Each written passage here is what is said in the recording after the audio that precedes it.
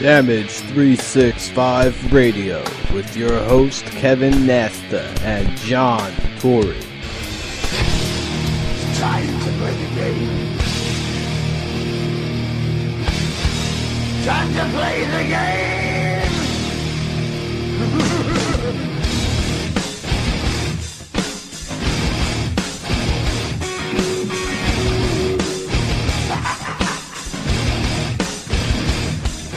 It's all about the game and how you play it. All about control. And if you can take it, all about your stand.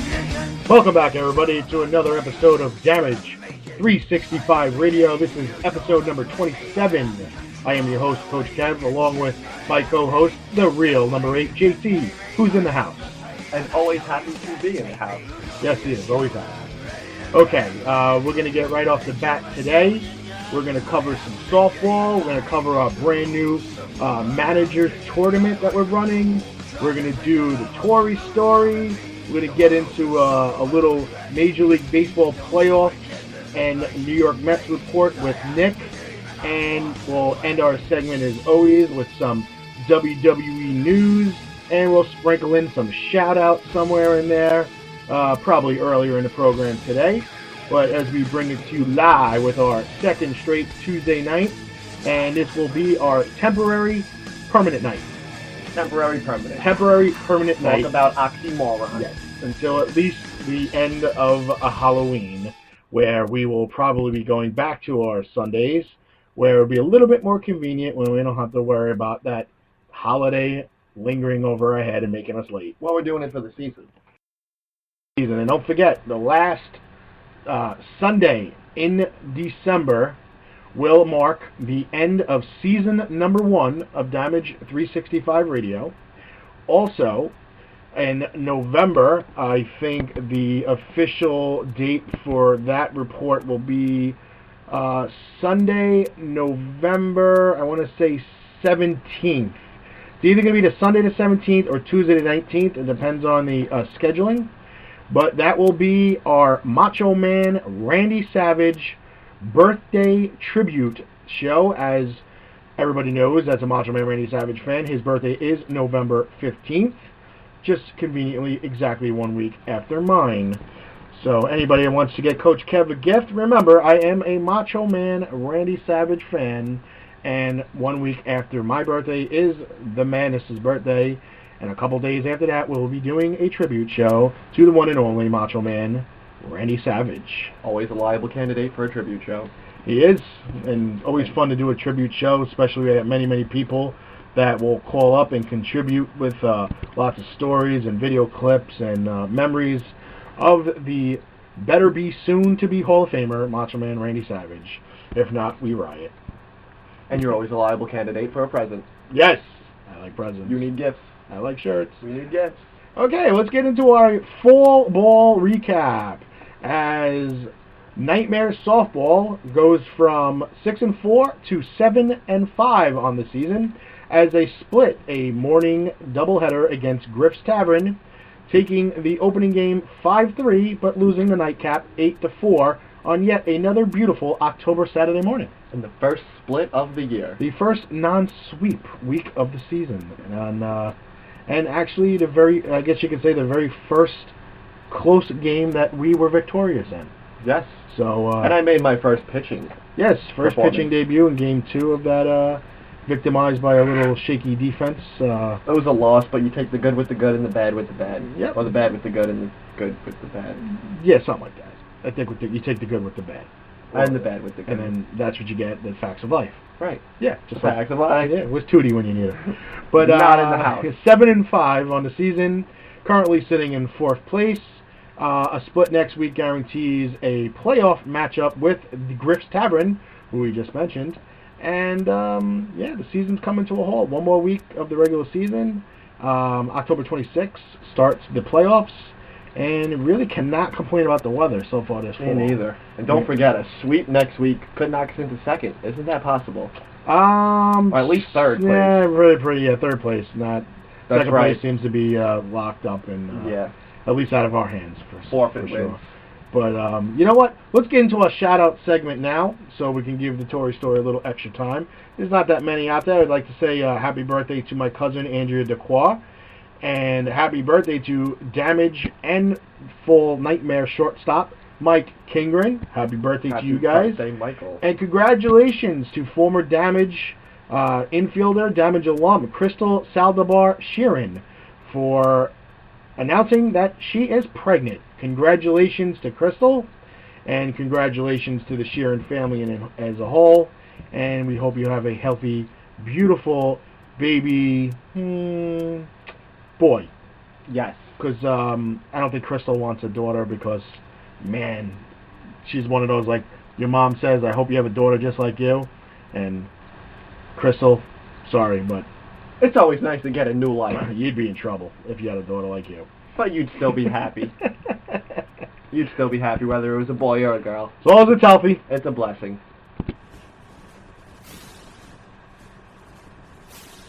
And now, the John Tory Story. And to take that away, as always, the number 8 who puts great in JT is Great Nate. That's JT. me. JT. Alex Ovechkin. That's right. Now let me tell you something that's not healthy for you. That's not a gift. Bacon. That's a gift. Oh, okay. It's not healthy, but it's a gift. Okay. I'm telling you something that's not healthy, and it's not a gift. Oh, okay. And that's what the New York Jets front office is putting on the field as of right now. Because as of Sunday, we've seen some injuries plague us, as they do every year. Wide receiver Clyde Gates and running back / wide receiver / kick returner Mike Goodson have been lost for the year, tearing his ACL while Gates tore his MCL. So those guys are shelved up.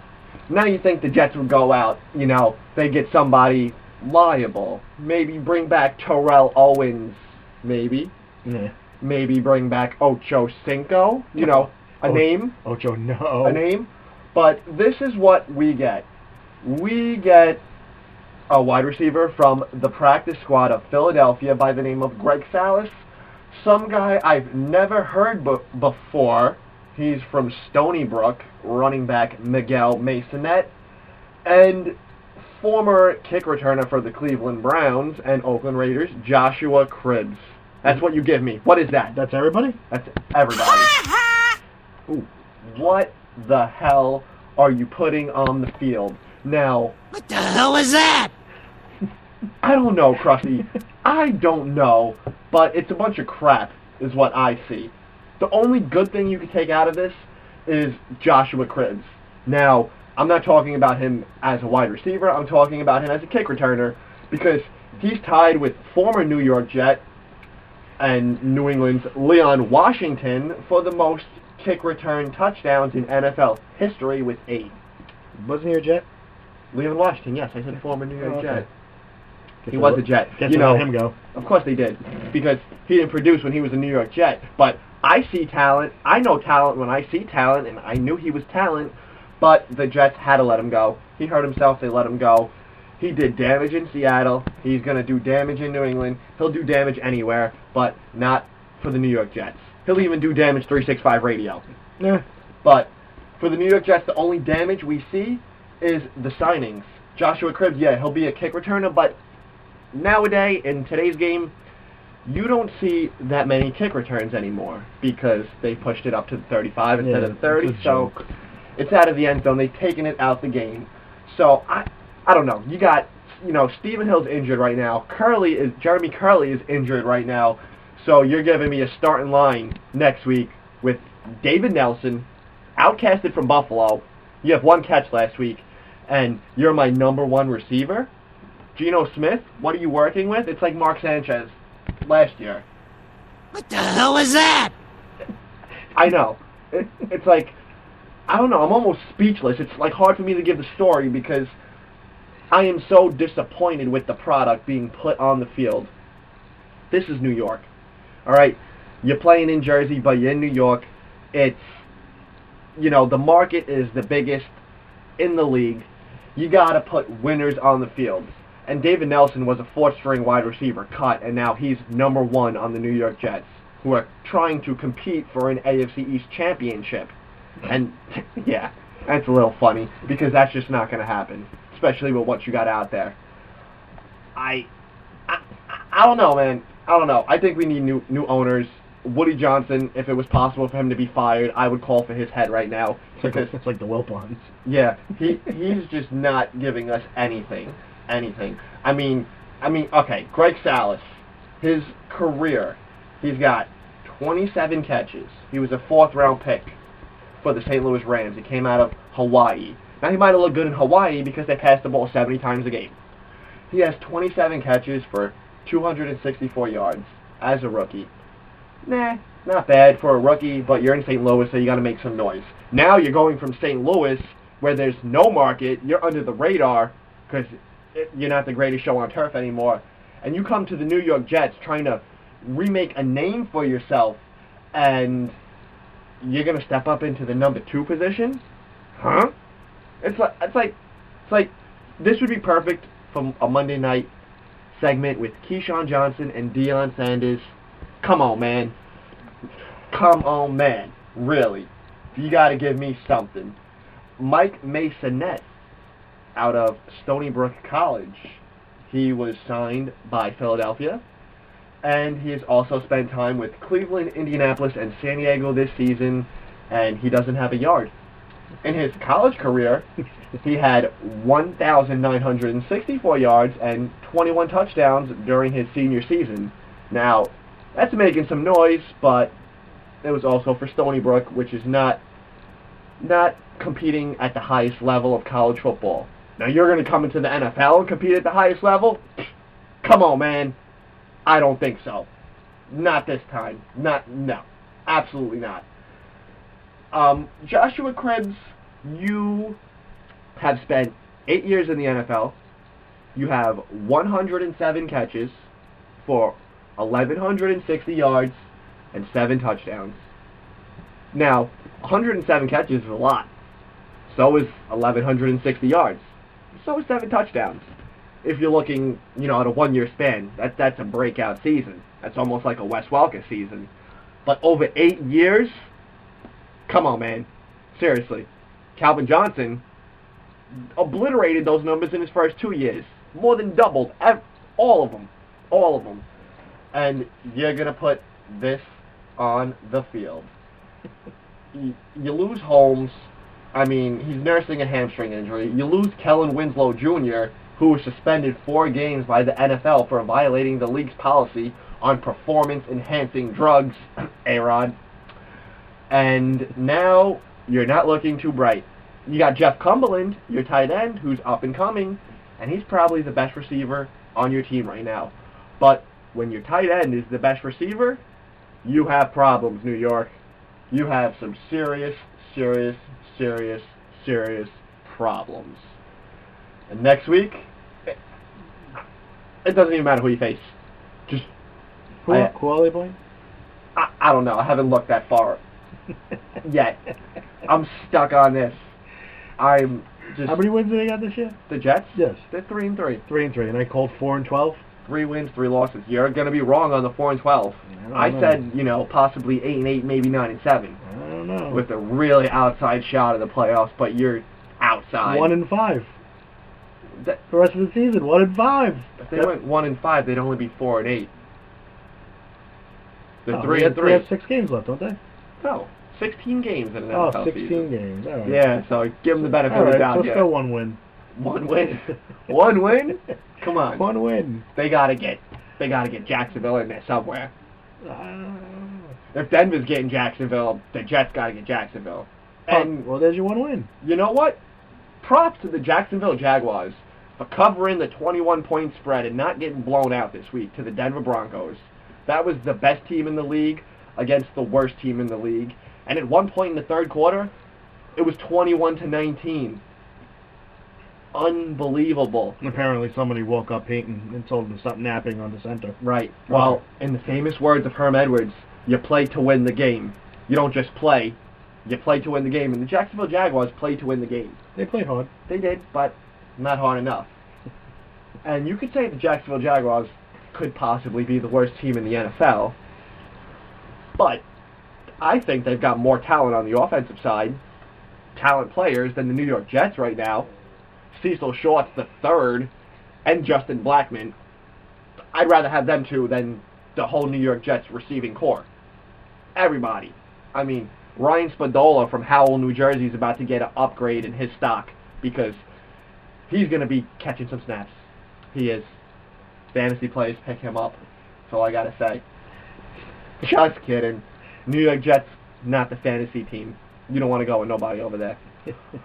But the New York Giants, see, I'm not biased.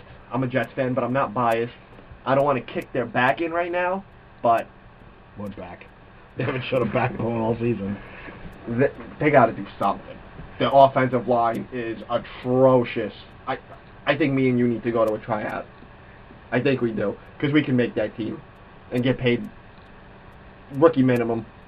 I'll get $10,000 a game to get my back kicked in, because at least I got it back. Those guys get no push, no blocking, no nothing. Eli Manning's taking a beating. The whole team is taking a beating. Tom Coughlin's taking a beating. But you know what's funny? The Giants, they go 3-4 last year, and people are calling for Tom Coughlin's head. Yep. 0-6 right now. I haven't heard nothing about Tom Coughlin's head going anywhere. You know what? You got to chalk it up to a bad season. Now, what do you do now? Do you tank it? Go after the number one pick? You play to win the game. Yeah. You play to win the game. Somebody tell the Colts that a couple of years ago? Yeah. Right. Didn't happen. Yeah.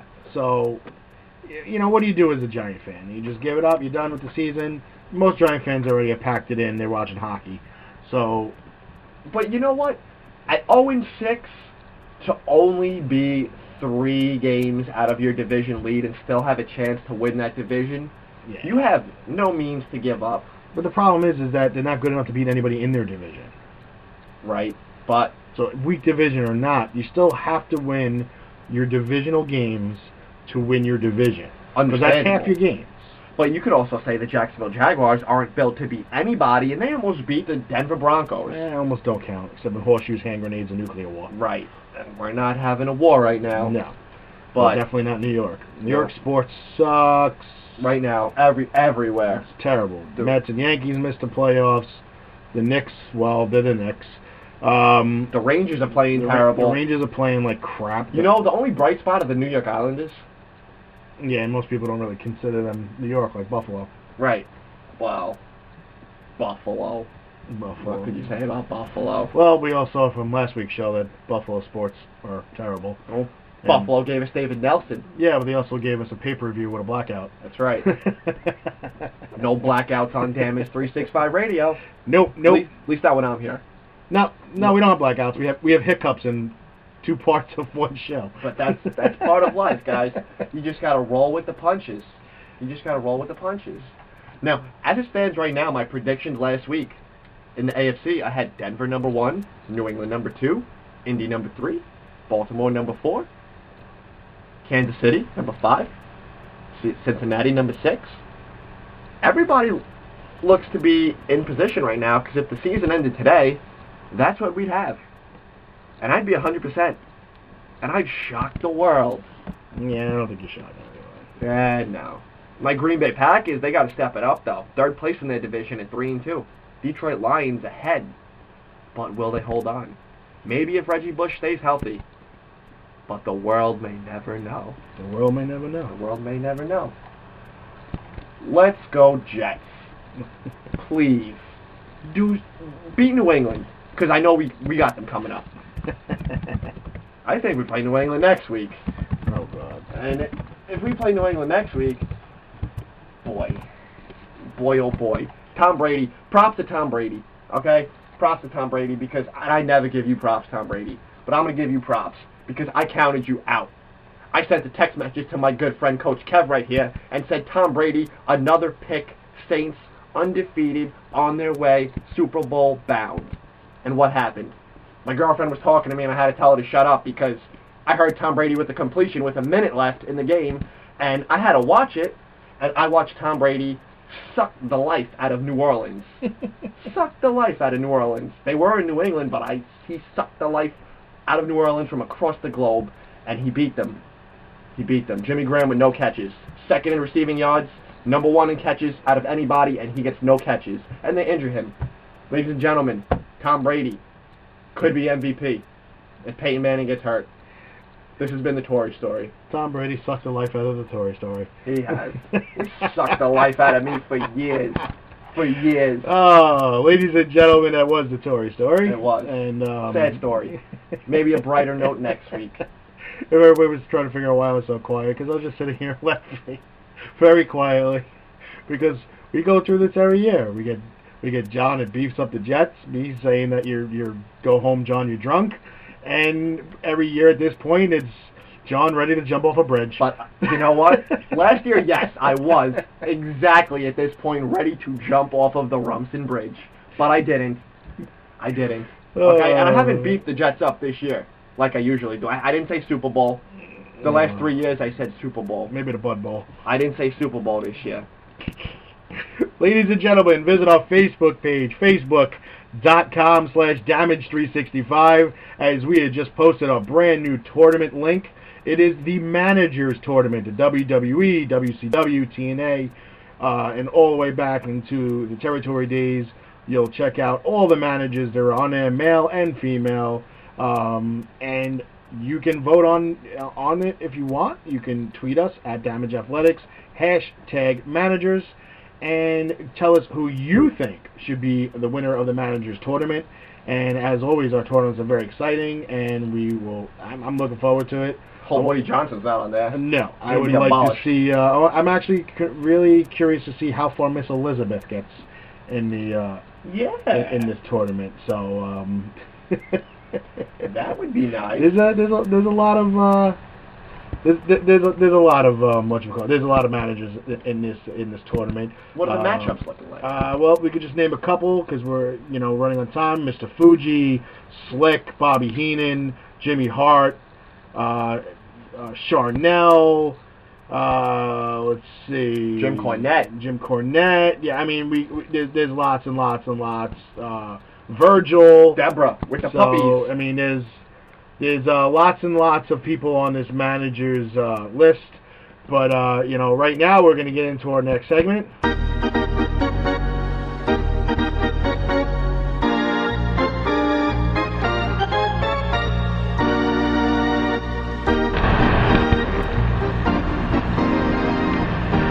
And we're going to welcome our amazing reporter, Nick, to the show. How you doing, Nick? Doing great, guys. How you doing tonight? We're doing good. We're improvising a little because we got home about 45 minutes before showtime. And, making things work, making things happy, doing some damage. Nothing wrong with that, Shooing at the left. Yeah, it's no biggie. So, I know you got a couple things we want to cover before we get into wrestling. Why don't you give us your Mets report first? I mean, I think the last time we talked, Harvey was still in between about his possible Tommy John surgery. Yeah, he was still intact. And he has absolutely decided to have Tommy John surgery. He was pitching a little bit on the side, and trainers decided that it was the best option for him to have the surgery. So as of now, he is out for all of 2014. Rumors are swirling that he has mentioned that if the Mets make the playoffs in 2014, that he'll be back for the playoffs. Yeah, I saw that. He said he'll be back in September. Yeah, that's what he's saying as of now. We'll see how Tommy John surgery goes. We'll see how rehab goes. But as of now, he's saying that he could be back for the playoffs if the Mets make some moves in the offseason. We could see Matt Harvey alongside Neese and a couple other people, which I'm going to go into soon as well. I think we got a lot of people that are listening and they're probably going, Mets in the playoffs? I'm thinking if the world was perfect. You know what? They have a shot. They have money. They have cap space. They have the minor league system to trade. There is a very viable spot for them to make the playoffs this year. Yeah, we talked about it in the past. I think their best weapon right now is to acquire players via the trade and only spend the money on guaranteed talent. Exactly. And right now, last time I was on, I definitely said that both Carlos Gonzalez and Troy Tulowitzki were on the trade block, and the Mets were in contention to sign them. But at the same time, the Toronto Blue Jays have also said that both Miguel Batista, Batista and Jose Reyes were both on the trade block as well. I also read that the owner of the Rockies said that Cargo is not on the market, but Tulo is. Oh, okay. And I did not hear. But I did hear about Jose Batista, who is a follower of Damage 365 on Twitter. Yep. And Jose Reyes, and also Carlos Beltran was rumored to say in private conversation that he would have no problem coming back to the New York Mets, as he is a free agent after this season. He's also contemplating going to the Yankees as well. Last time we did that, he played the Yankees up the ante and signed with the Mets. Exactly. Another big thing with the Batista and Jose Reyes thing is the Jays are willing to eat 70%, up to 70% of Jose Reyes' contract, which is a huge thing for the Mets, considering Reyes has been very injury-prone throughout the years. Yeah, and you don't have to worry about the adjustment to New York, big market, big city, big pressure, because he was, not only has he been here, but he started his career here. Exactly, and he was one of the spotlights with David Wright in New York City. So he doesn't have to worry about being accustomed to the spotlight, being accustomed to everything that New York City brings about, that a guy like A-Rod had to get used to, or somebody like that, or for instance Randy Johnson when he came to the Yankees and just blew up. So who would you take if you? All right, you're there. We'll put you on the spot. We'll put you on a soapbox. Climb up in a milk crate there, and we'll say, all right, you're Sandy Alderson for the day.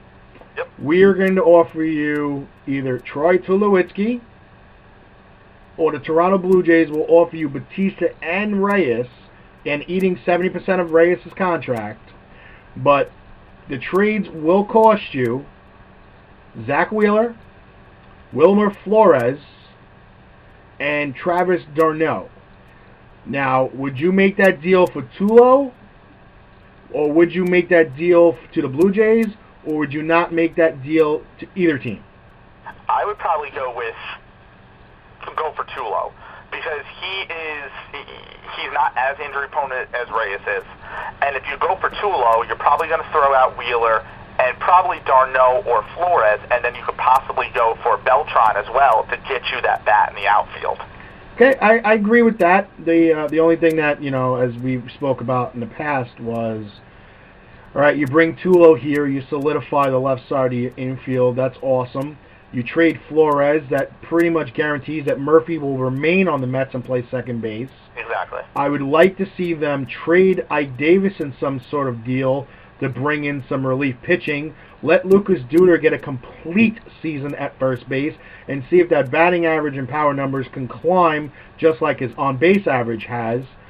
And now we have to replace Wheeler, and we have to replace d'Arnaud. Well, another thing I was going to go into in the topic of replacing Wheeler is both David Price and Bronson Arroyo are both on the market, and the Mets have been rumored to be in the mix for both of those guys. And as much as I would like to see Price, both him and Arroyo would be a good fit with the Mets. They could automatically get moved into that ace position with Matt Harvey being out. Bronson Arroyo is a durable guy. The guy just eats innings. I mean, exactly. He doesn't miss starts. The problem with him is it's that either he pitches 8 innings and gives up 6 runs, or he pitches 8 innings and gives up 2 runs. Yeah. There's no in-the-middle Bronson Arroyo. Exactly, and like I said, I would like to bring in Price over Arroyo. I think any Major League Baseball front office would like to bring in Price over Arroyo. The Mets have the money to do it. They have a little bit of money. They have a little bit of cap space to move around, and I feel like Price would be a good fit in New York. It would be a far cry from the small market in Tampa Bay, and the empty stadiums, and in New York, he would be on a team that'd be contending for a playoff spot, and the stadium would be relatively filled, I feel, next season. And the fact that he's going to be pitching in a ballpark that's not going to yield home runs like Tampa does, his numbers could be astronomical, and Cy Young candidate every year, a lefty pitching at Citi Field for 81 games a year. Especially moving over from the AL to the NL as well. You got to look at that, too. Yep, you got a week 8 hitter, you got a pitcher batting 9th. Absolutely. I mean, you're looking at, he's probably looking at 20 less home runs in a batting order that he has to face. Exactly, and if you think about that, if you bring in Price, you're looking to give up probably either Wheeler or Syndergaard is probably going to go. They're probably going to be the center of the trade, of whoever they trade for, whether it's Tulo, Batista, Reyes, whoever it may be. Syndergaard or Wheeler is going to be the center of it. So you're looking at a rotation of Price, Neese, Wheeler, or Syndergaard. Dylan G is going to be a great fourth guy. Looking at possibly maybe Mejia if he's ready after his surgery. Maybe even bringing a solid guy off the, like you would say, the scrap heap to throw into that 5-spot, piece together a great rotation. And that rotation does look good even without Matt Harvey. And they still got to sign a catcher. They would still have to bring in a catcher. Exactly. And you know what? I've said it, all three of us have said it since we started here, but they could bring in some older guy, mid-30s, sign him to a one-year contract, and just piece together a team. Throw him in the 8th spot in the order. Like a John Buck. They could always bring John Buck back. They can. I mean, he's leaving after the end of the season with Toronto, with Pittsburgh. So why not bring him back? Yeah, I mean it makes sense. Pittsburgh obviously is going to hold on to Russell Martin because of what he brought to that team. Yeah. And, I mean, I don't see any problems with Buck signing a one-year contract, coming back here. You know, bat 230, hit 20 home runs, drive in 70, catch a young staff, lead by example. And, I mean, if you're looking at putting him in the 8th spot and you're looking at him hitting 230, 240 with 20 home runs and 70 RBIs, I think any ball club would take that from their 8th guy any day of the week. Oh, yeah, absolutely. And, you know, the catching position is not what it used to be. It's not looked to be for offense anymore. It's more to look for defense and game calling and blocking pitches in the dirt. Because nowadays pitching wins ball games. That's just the way it is. Yep, and good pitching will get out good hitting every day. Depth in their pitching staff to move a piece or two to get some bats, and then if they have the money to sign a free agent of Price or Arroyo, and even if it's not next season, 2015, with Harvey coming back, possibly Price, Arroyo, Wheeler, Neese, Mejia, Syndergaard, G, mix and match a 5-spot there, and that's a great pitching staff. Yep, no, sounds good to me. It would hurt when you get to the bullpen, though. Yeah, well, that's we've been saying, that's another place that they really need to work on. That's a 1 or 2 year contract kind of signings where they're not going to go overspend. They'll probably bring LaTroy Hawkins back. He'll get first crack at the closer's role if Parnell's not healthy. If not, it's going to be Parnell and probably Hawkins in the 8th. And they got to decide which 1 or 2 lefties, if they're going to bring back Feliciano, or they're going to bring the kid up from AA. It's just a matter. It's mix and match. Every team goes through that. They mix and match their bullpen. Not everybody's the St. Louis Cardinals. Exactly. And to be honest, I really want the Mets to sign Brian Wilson. I feel like he would fit in perfectly in New York. And his attitude, his mindset, his personality, it screams New York to me. And obviously he's only going to be with the Dodgers for the rest of the postseason, and I think the Mets should go after him. I think the Mets should throw a little bit of money at him and sign him for a year or 2, and I feel like he would be a great fit in New York. Yeah, I mean, he's a hard thrower. He knows how to win. He's a world champion. Fear the beard. I think that's why Nick. I got to give him that. Yeah, I think that's why Nick wants him more than anything is the beard. I think that's the number one reason. Bias to the beard. Bias to the beard. So, all right, let's get into a little Major League Baseball postseason. What's your take so far? I was actually out watching the Red Sox Dodgers game. The Red Sox game earlier. Red Sox Tigers game, and Red Sox had hit a home run in the bottom of the 6th inning, I think it was, or top of the 6th inning to take a 1-0 lead, and I think it was going into the 8th inning when I left watching the game. And I'm not sure what they did. The Red Sox did win that game. They did win that game. To be honest, Red Sox are the best team in the playoffs right now. I think through and through they are the best team. I'm going to probably pick them over Detroit or whoever comes out of the National League, whether it's the Dodgers or St. Louis. I mean, you just look at that team from top to bottom. The way they've improved since Bobby Valentine last season has just been astronomical. So I would really take them over anybody. Good point.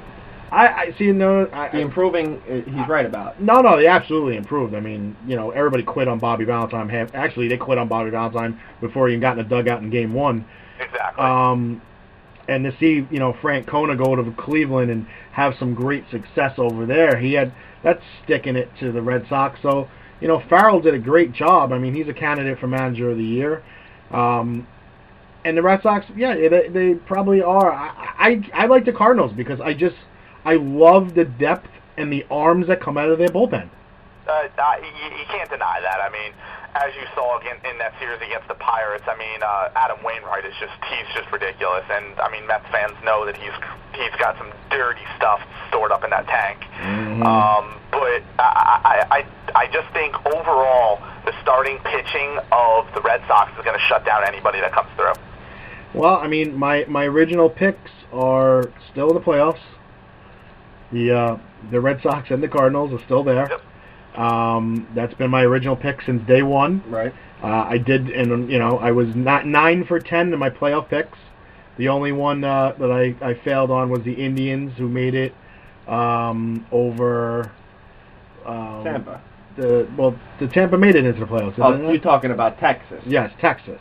Yeah. So yeah, Cleveland made it. Texas did not. That was my only miss on the playoff predictions from April. And I did pick the Cardinals, and I mean, just look at the 4 teams involved.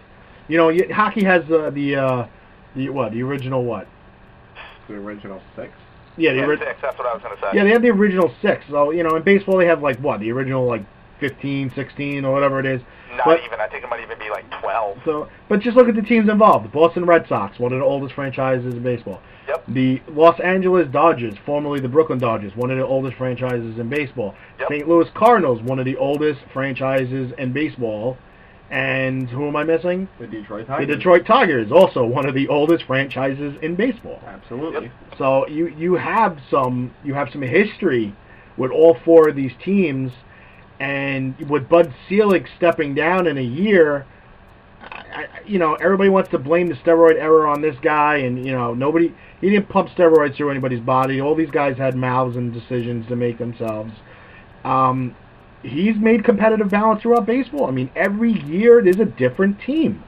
And it's going to be interesting to see who takes over for Selig and what the next era really is, because we're towards this tail end of the steroid era. To be honest, I really feel like we're past the steroid era, but we had that little hiccup with A-Rod and all that. But I personally feel like I'm really curious to see what the next era really is and what comes out of it. I think you might have a live ball era again, to be honest with you, because the numbers are all going to slump without the juice and without the PEDs, and contracts are going to suffer. So you might get another company making some baseballs where they might be flying out the yard at a little higher rate than they've been the last 2 seasons. And you also got to look at it the way everybody brings it up, but the way the economy is too. And a guy like Robinson Cano is asking for $305 million. Front offices are looking at each other like, is this guy crazy? Yeah, he needs to pass around whatever he's smoking. $305 million in this era of baseball and in this economy. There's absolutely no way that's happening. Nah, there's no way. And I don't even think the Yankees, as foolish as they have been in the past with free agent signings, I don't even think they're going to shell out $280 million for this guy. I'm remotely the farthest person away from a Yankee fan, and there is no way that they are signing him for. To be honest, I even said it when I heard about that he's going to be lucky to get $230. Yeah.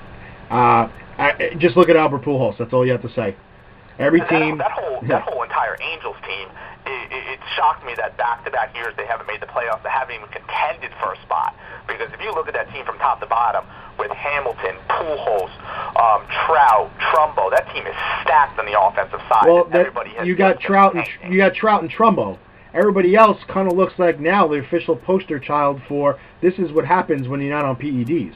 Exactly. This is what happens with PEDs. This is what happens with big contracts, and they let their ego get inflated. And next thing you know, they're batting 240 with 20 home runs and 60 RBIs when they should be batting 290 with 40 home runs and 110 RBIs. Well, I look at it like this: if they're not at least 15 games over 500 by the All-Star break, Mike Scioscia will be unemployed.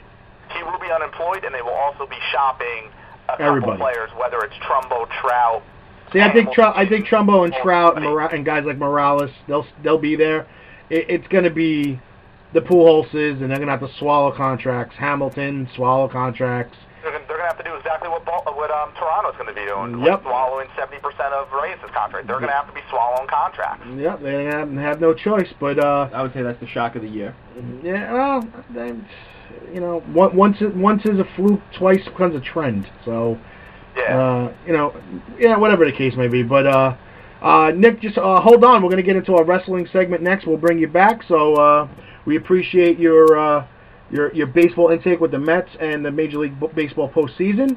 Absolutely. Just hold on a minute as we right now we get into our wrestling segment here on Damage 365. Yes, sir, we promised you a great main event tonight.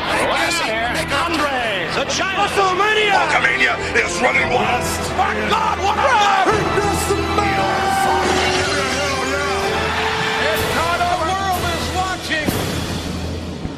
And we're back here at Damage 365, and we're going to do our weekly wrestling segment, and we like to welcome back in Nick, who was just finishing up his baseball segment.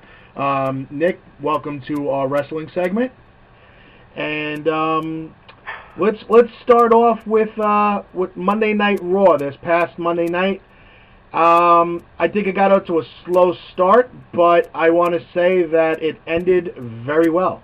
The ending was just spectacular. Just from what I've been hearing, the rumors, it went back and forth about the ending 3 or 4 times, and Vince McMahon had the last say on it and how it ended. And I just thought it was great. It was a surprise.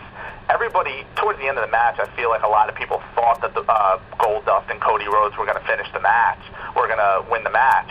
Yeah. But the way that it ended with Big Show coming out, it ended perfectly. It everybody, Facebook was pretty much blown up all night about how everybody was waiting for the Big Show sighting.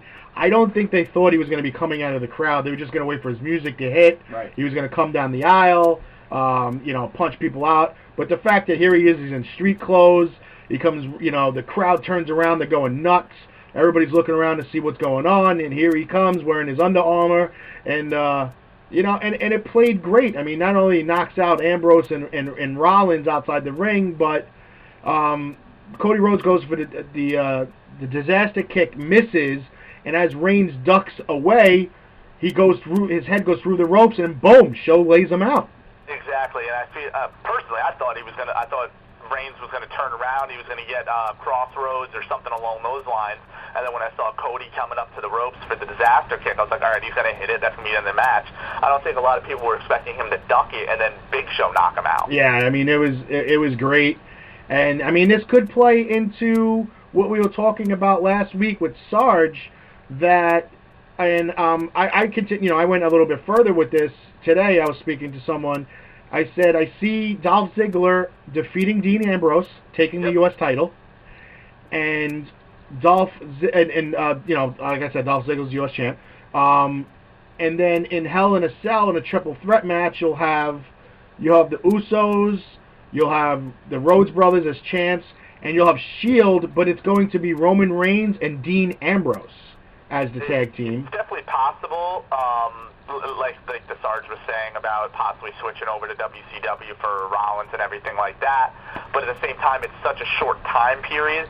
That might happen, that might not. But regardless, that triple threat match at Hell in a Cell is going to be a great match because the Usos are an underrated talent. They are, and they've been wrestling together their whole life, unlike a lot of other tag teams. Exactly. But I really think that Rollins is going to cost Ambrose the U.S. title, and that could be the demise of Seth Rollins with the Shield. Yeah, we're also going to say, a lot of people were saying that, Rollins is a lot better as a face. He is a great, great face. Yes. And as everybody's seen, Ambrose is he's a top-notch heel. Oh, he's the ultimate heel. He reminds me, even though he's got a title, but he just reminds me so much of Jake the Snake Roberts. Oh, absolutely. And I feel like a Ambrose-Rollins feud for a title down the line could be one of the best feuds that we see. I feel like with some ring experience in the WWE, I feel like he get up there with a Punk Daniel Bryan feud. All right, well, I mean, that works out, and I mean, I kind of hope that something like that happens. I feel they're setting it up for everything. I mean Triple H, Stephanie, threatening everybody's job. But even here, a public display of affection. A couple days ago, Cody Rhodes posted on his Twitter page that he was going out to dinner with his wife and his mother, and he posted a picture of a fanny pack that she brought out to carry that night, and it was a WCW fanny pack. Really? I did not realize that. I'm going to have to send you that picture. But, you know, we're getting short on time, and, you know, another week in the books. And we'd That's like, how he rose that. yeah, another week in the books. We'd like to thank you, Nick, for contributing, and we'll hope to talk to you next week. Hopefully we get the Sarge back on. Absolutely, guys. That sounds great to me. All right, man. Thank you very much. Thank you, Nick. Have a great night. All right, you too. Later. Bye. All right, folks. Another week, another segment, episode 27 in the books. We'd like to thank everybody. See you next Tuesday as Damage 365 carries on. Have a great week, everybody. Over every boy and every girl. Closing time. One last call for alcohol, so finish your whiskey or beer. Closing time. You don't have to go home, but you can't stay here.